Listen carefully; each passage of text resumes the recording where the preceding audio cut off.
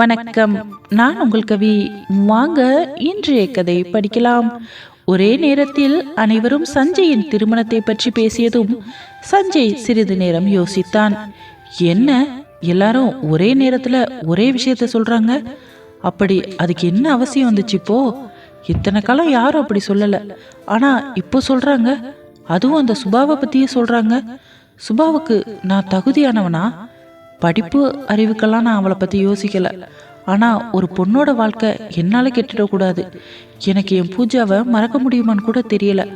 அவசரப்பட்டு எல்லாரும் சொல்கிறாங்கன்னு சுபாவை கல்யாணம் பண்ணிட்டு அந்த பொண்ணு இங்கேயே வந்து கஷ்டப்படுறதுக்கு பதிலாக வேற யாரையாவது கல்யாணம் பண்ணிக்கிட்டு அந்த பொண்ணு நிம்மதியாக இருக்கணும். ஆனால் சுஜிக்கு என்ன முடிவு செய்கிறது?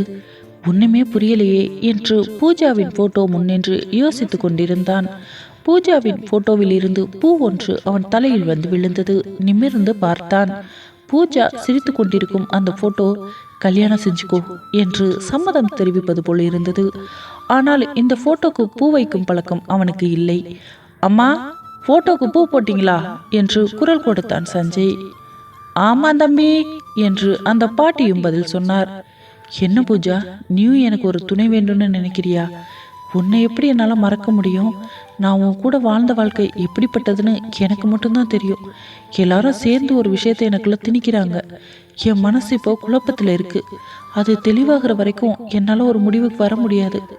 பார்க்கலாம் என்று நினைத்து கொண்டே அறைக்குள் சென்றான் சஞ்சய். சுஜி அழுது கொண்டே படுத்திருந்தாள்.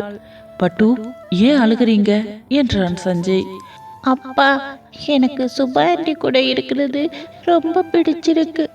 அவங்க எப்பவோ என் கூட இருக்கணும்னு நான் ஆசைப்படுறேன். அவங்க என் கூட இருக்கும் போதெல்லாம் எனக்கு அம்மா ஞாபகம் வர்றதே இல்லைப்பா. எனக்கும் அம்மாவை பார்க்கணும் போல இருக்கு. எப்பப்போ அம்மாவை நம்ம வீட்டுக்கு கூட்டிகிட்டு வருவீங்க? என்னோட ஃப்ரெண்ட்ஸ் எல்லாரும் அவங்க அப்பா அம்மா கூட தான் ஸ்கூலுக்கு வராங்க. அவங்க அம்மா தான் சாப்பாடு எடுத்துகிட்டு வந்து ஊட்டி விடுறாங்க. எனக்கு மட்டும் யாருமே இல்லை.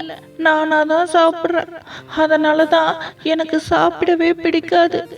ஆனால் நேற்று சுப்பா ஆண்டி எனக்கு பிடிச்ச மாதிரி சாப்பாடு கொடுத்தப்போ ஹாப்பியாக இருந்துச்சுப்பா. அதனால தான் நான் சாப்பிட்டேன். நீங்களும் அவங்கள வீட்டுக்கு கூட்டிகிட்டு வர மாட்டேங்கிறீங்க. இப்போ அவங்களும் தனியாக தானே இருக்காங்க. அவங்க ஏன் நம்ம வீட்டில் இருக்கக்கூடாது? அன்னைக்கு நைட்டு மட்டும் கூட்டிகிட்டு வந்தீங்க, இன்னைக்கும் கூட்டிகிட்டு வாங்க. எனக்கு சுப்பா ஆண்டி வேணும் என்று அழுதாள் சுஜி. சுஜியை எப்படி சமாதானம் செய்வது என்று அவனுக்கு தெரியவில்லை. ஆனால் குழந்தைக்கு ஆறுதல் சொல்லாவிட்டால் இதுவே அவள் மனதில் ஆறாத ரணமாகிவிடும் என்பதை உணர்ந்த அவன், சரிடா பட்டு, நம்ம சீக்கிரமாகவே சுபா ஆண்டி இங்கே கூட்டிகிட்டு வந்துடலாம். நீ கவலைப்படாத. இனிமே ஆண்டி உன் கூட தான் இருப்பாங்க. நீ ஹாப்பியாக இருக்கணும். அதுதாண்டா அப்பாவுக்கு வேணும்.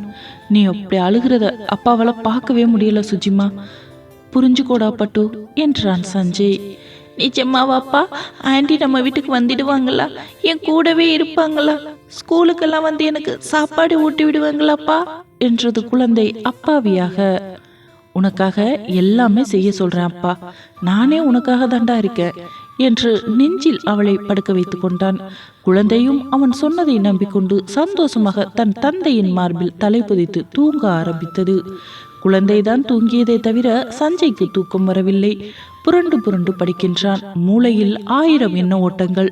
சுபாவை தன் வாழ்க்கை துணையாக ஏற்றுக்கொள்வதை பற்றிதான் அந்த எண்ணமே. இதெல்லாம் எப்படி சாத்தியம்? சுபா இதெல்லாம் எப்படி எடுத்துக்குவா என்று யோசித்து கொண்டே படுத்திருந்தான். இந்த பக்கம் ரோஜா குளித்துவிட்டு இரவு உணவை சாப்பிட்டுவிட்டு தர்மராஜுடன் பேசிக்கொண்டிருந்தாள். என்ன மாமா, அந்த அண்ணா கூட போய் தனியா பேசுனீங்க? ஏதாவது முக்கியமான விஷயமா என்று பேச்சை ஆரம்பித்தாள் ரோஜா.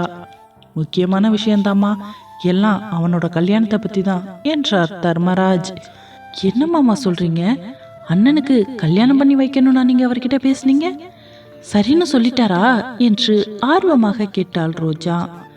இல்லம்மா, நான் சுபாவை பத்தி தான் பேசியிருந்தேன் என்றார் தர்மராஜ். சுபாவை பத்தி உங்களுக்கு அந்த மாதிரி எண்ணம் இருந்ததா மாமா என்றாள் ரோஜா. நேற்று வரைக்கும் இல்லம்மா, இன்னைக்கு தோணுச்சு. அந்த குழந்தை சுபா கிட்ட ஒட்டிக்கிட்டதை பார்த்தேன். அதனால தான் சட்டுன்னு போட்டு உடைச்சிட்டேன். அவனுக்கும் காலம் கடந்து போச்சு.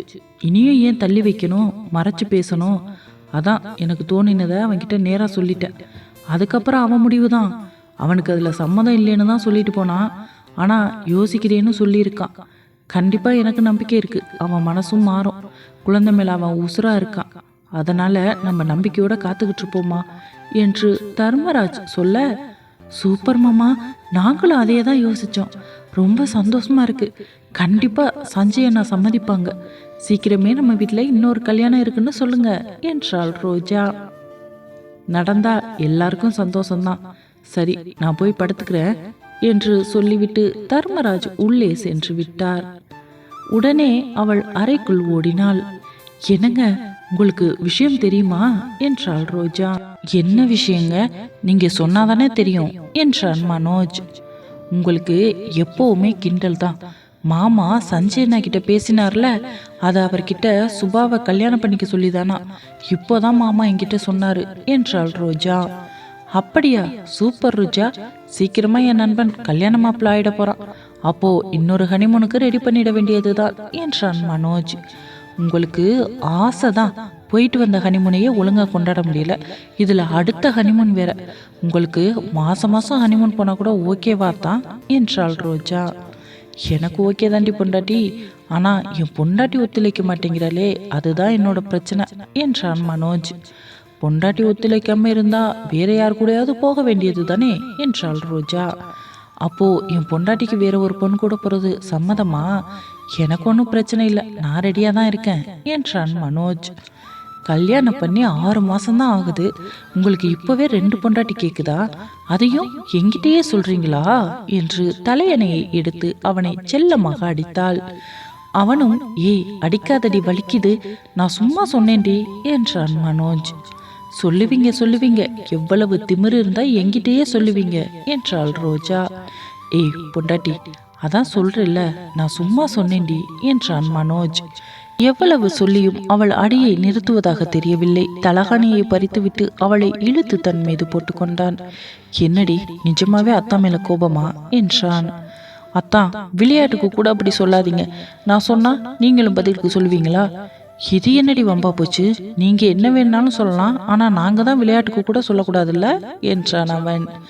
நான் சும்மா கிண்டலுக்காக சொன்னேன், உடனே நான் ஓகே சொன்னா நீங்களும் கூட்டிட்டு போயிடுவேன்னு சொல்றீங்க. இன்னொரு தடவை இந்த மாதிரி என்கிட்ட பேசுனீங்க, அப்புறம் நான் உங்ககிட்ட பேசவே மாட்டேன். விளையாட்டுக்கு கூட இப்படியெல்லாம் பேசாதீங்க தான் என்றாள் அவள். சரி சரி, என் செல்லத்துக்கு கோபம் வந்துடுச்சா? முகமெல்லாம் சிவக்குது. முகம் சிவந்தா அத்தானுக்கு என்னென்னவோ தோணுது என்றான் மனோஜ். உங்களுக்கு தோணாம இருந்தாதான் ஆச்சரியம், உங்களுக்கு நான் சும்மா இருந்தாலுமே தான் தோணுமே என்றாள் ரோஜா. அப்போ செல்லத்துக்கு புரிஞ்சிடுச்சா என்றான் அவன். என்ன புரிஞ்சிருச்சா? லைட் ஆஃப் பண்ணணுமா என்றாள் ரோஜா. ஏண்டி பொண்டாட்டி எப்பவுமே சூடாவே இருக்க, கொஞ்சம் கூலாயிரு என்றான் மனோஜ். அது ரெண்டுமே உங்க கையில தான் இருக்கு, நீங்க என்ன எப்படி பார்த்துக்கிறீங்களோ அப்படித்தான் இருப்பேன். சரி, லைட் ஆஃப் பண்ணவா, தூங்கலாமா என்றாள் அவள். அது எப்படி நான் சொல்வேன்? அதை சொல்றதுக்காகவா இவ்வளவு நேரம் நான் காத்துக்கிட்டு இருக்கேன்? நீங்க எதுக்காக காத்துக்கிட்டு இருக்கீங்கன்னு தெரியுமே என்றாள் ரோஜா. இங்கே வாடி பொண்டாட்டி என்று அவளை அழைத்து தன் மடியில் அமர்த்தி கொண்டான். அவளின் காதோரம் இருந்த முடிகளை ஒதுக்கிவிட்டு காதுக்குள் ஏதோ கிசுகிசுத்தான். அத்தான் போதும், எனக்கு வெக்கமா இருக்கு என்றாள் ரோஜா. இதுக்கே வெக்கப்பட்டா எப்படி? இன்னும் நிறைய இருக்கு உங்ககிட்ட சொல்ல வேண்டியது என்றான் மனோஜ். ஒன்னும் சொல்ல வேண்டாம் என்றாள் ரோஜா. அப்போ செயல்ல கட்டினால் ஓகேவா? ஆக்ஷனுக்கு ரெடியா என்றான் மனோஜ். போங்கத்தான், எனக்கு வெக்கமா இருக்கு என்றாள். மறுபடியும் காதுக்குள் எதையோ சொல்வது போல் அவள் காதை கடித்தான். அவளின் கூந்தல் முடிகளை ஒதுக்கிவிட்டு அவள் முதுகில் தன் இதழ்களை வைத்து வருடிவிட்டான். அவள் உடம்பெல்லாம் கூசியது. அத்தான் லைட் ஆஃப் பண்ணுங்க என்றாள் ரோஜா. அப்படிவா வலிக்கு, யாருக்கிட்ட என்று சொல்லிவிட்டு மனோஜ் லைட் ஆஃப் செய்தான். அங்கே மனோஜின் காதல் வேட்டை ஆரம்பமானது. மறுநாள் காலை விடிந்தது. சுபா எழுந்து ரெடியாகி ரோஜா வீட்டிற்கு வந்தாள். ரோஜாக்கா, நான் இன்னைக்கு ஆபீஸ் போகட்டா? அண்ணன் கிளம்பிட்டாங்களா என்றாள். அவங்கெல்லாம் போயிட்டாங்கம்மா, நீ போயிட்டு வா, அட்ரஸ் தெரியும்ல என்றாள் ரோஜா. தெரியும்க்கா, முதல் நாளே வேலைக்கு போறேன், அதான் உங்ககிட்ட சொல்லிட்டு போகலாங்கிறதுக்காக வந்தேன். அப்பா வீட்டில் தான் இருக்காங்க, ஐயா ஏதோ வேலை இருக்குன்னு சொல்லியிருக்காங்களாம், அதனால காத்துக்கிட்டு இருக்காரு. நான் கிளம்புறேன்க்கா என்று சொல்லிவிட்டு சுபா ஆபீஸிற்கு சென்று விட்டாள். அம்மா ரோஜா, காலையிலே போயிட்டு வளைகாப்புக்கு நாள் குறிச்சிட்டு வந்துட்டேம்மா. இன்னும் ஒரு வாரத்துக்குள்ள நல்ல நாள் இருக்கு, அன்னைக்கே வளைகாப்பு வச்சுக்கலாம். அதுக்கு மண்டபம் பார்க்கணும், சீமந்தத்திற்கு தேவையான எல்லா பொருட்களையும் வாங்க வேண்டியது இருக்கும். எல்லாத்தையும் பார்த்து வாங்கிடுமா, நேரம் ரொம்ப கம்மியாக இருக்கு. வீட்டிலேயே போய் யமுனா கிட்ட சொல்லிட்டு வந்துடுறியா, இல்லை நான் போகட்டா என்றார் தர்மராஜ். இல்லை மாமா, இன்னைக்கு வேலையெல்லாம் ஒன்றும் இல்லை, சும்மா தான் இருக்கேன். நானே போய் அக்காவை பார்த்து பேசிட்டு வரேன். நானும் அக்காவை பார்க்கணும் என்றாள் ரோஜா. சரி சரி, போய் சொல்லிடுமா. அதுக்கான வேலையை அவங்களும் ஏற்பாடு பண்ண சொல்லு. நம்மளும் பார்க்க வேண்டிய வேலையெல்லாம் நிறைய இருக்கு. எல்லாருக்கும் சொல்லி கிராண்டா பண்ணணுமா. எந்த குறையும் என் மருமக மனசுல வந்துடக்கூடாது என்று தர்மராஜ் சொல்ல, கண்டிப்பா மாமா, சிறப்பா செஞ்சிடலாம். ஏதாவது சாப்பிட்றீங்களா மாமா என்றாள் ரோஜா. எனக்கு பசி இல்லை, அதனால இப்போ எதுவும் வேண்டாமா என்றார் அவர். சரி மாமா, நான் போய் அக்காவை பார்த்துட்டு வந்துடுறேன் என்று சொல்லிவிட்டு யமுனா வீட்டிற்கு செல்ல ரெடியானார். இந்த பக்கம் சுபா வேலைக்கு சென்றால் அங்கே மனோஜ் அவளுக்காக காத்து கொண்டிருந்தான். அண்ணே, இதுதான் நம்ம கம்பெனியா? இதுக்கு முன்னாடி இந்த மாதிரி இடத்துக்கெல்லாம் நான் போனதே இல்லை. அக்கா உங்ககிட்ட சொல்லியிருப்பாங்கன்னு நினைக்கிறேன். எனக்கு ரொம்ப படிப்பறிவெல்லாம் இல்லைண்ணே, கம்ப்யூட்டர் வேலையெல்லாம் கொடுத்துடாதீங்கண்ணே என்றாள் சுபா. மனோஜ் சிரித்தான். சுபா, உனக்கு கம்ப்யூட்டரில் வேலை பார்க்கணும்னு ஆசை இருக்கு, ஆனால் பார்க்க தெரியாதே, அதனால தான். நீங்கள் ஏதாவது கொடுத்துட்டீங்கன்னா என்று சுபா சொல்வதை கேட்டு மறுபடியும் சிரித்தான் மனோஜ். உனக்கு ஆசையாக இருந்தால் சொல்லுமா சுபா, அந்த வேலையை பற்றி உனக்கு சொல்லித்தர சொல்கிறேன் என்றான் மனோஜ். இல்லை இல்லை வேண்டாம்னே, எனக்கு வேற ஏதாவது எனக்கு தெரிஞ்ச மாதிரியான வேலையை கொடுங்க என்றாள் சுபா. சரி, உனக்கு ஒரு வேலை தரேன். இனிமேல் எல்லாரும் ஃபைல் செக் பண்ணதுக்கு அப்புறம் அந்த ஃபைல் எல்லாத்தையும் எடுத்துகிட்டு போய் ஒரே இடத்துல அடுக்கி வைக்கணும். யாராவது ஃபைல் கேட்டாங்கன்னா எடுத்துக்கொண்டு போய் கொடுக்கணும். யாருக்கு என்ன உதவி வேணுமோ அதை நீ செய்யணும். பெரிய வேலையெல்லாம் யாரும் ஒன்றும் சொல்ல மாட்டாங்க. ஒரு இடத்துலேருந்து இன்னொரு இடத்துக்கு ஃபைல் எடுத்துகிட்டு போய் கொடுக்க சொல்லுவாங்க. இப்போதைக்கு நீ அந்த வேலையை மட்டும் செய், போக போக பார்த்துக்கலாம். இந்த வேலையை விட வேற ஏதாவது வேலை உனக்கு எளிமையாக தெரிஞ்சதுன்னா அதை பழகிக்கோ. அது உனக்கு தெரிஞ்சதுன்னா நான் உனக்கு வேலையை மாற்றித்தரேன் என்றான் அவன். சரிண்ணே, அவ்வளவுதானே, என் கம்பெனி மாதிரி எல்லாத்தையும் கூட்டி தொடச்சு சுத்தமாக வச்சுக்கிறேன் என்றாள் சுபா.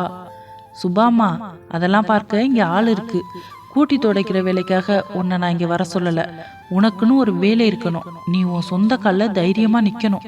அதுக்காகத்தான் உனக்கு இங்கே வேலை. நீ ஃபைல் கொடுக்குற வேலையை மட்டும் செய், அது மட்டும் போதும் என்றான் மனோஜ்.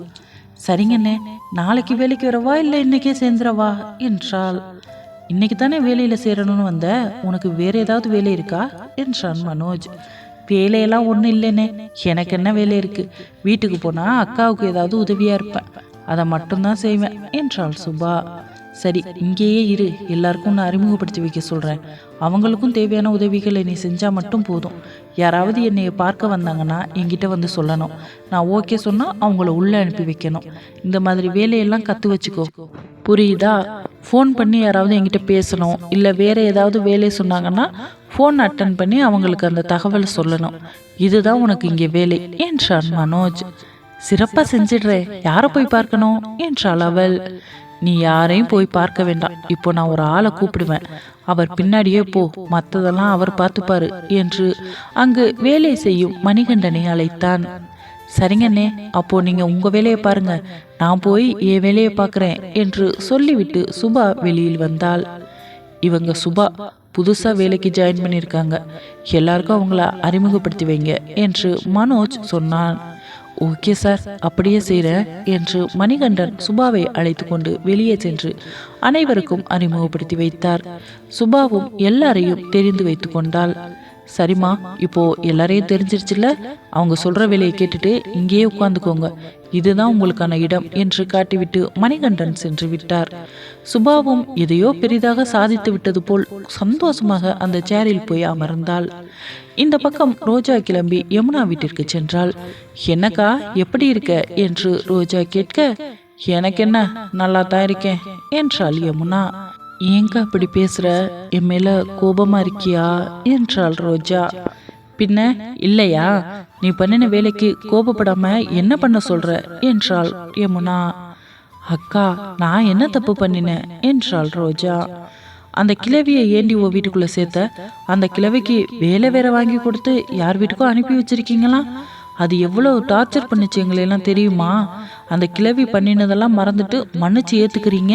உங்க அளவுக்கு பெரிய மனசெல்லாம் எனக்கு இல்லை என்றாள் யமுனா. அது முடிஞ்சு போன விஷயம்க்கா. நாங்க என்ன எங்க கூடவா வச்சுக்கிட்டோம்? அவங்களத்தான் அனுப்பி விட்டுட்டோமே.